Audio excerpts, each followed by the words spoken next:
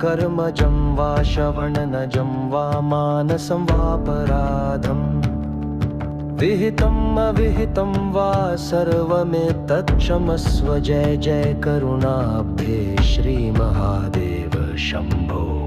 भूल हो गई है शंभो पर तू दयालु है क्षमा कर। नागेंद्रहाराय त्रिलोचनाय भस्मांगरागाय महेश्वराय नित्याशुद्धाय दिगंबराय तस्मै नकाराय नमः शिवाय।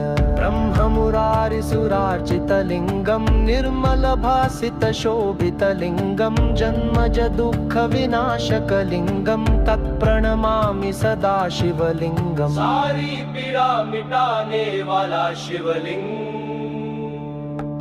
त्रिदलं त्रिगुणाकारं त्रिनेत्रं च त्रयायुधं त्रिजन्म पापसंहारं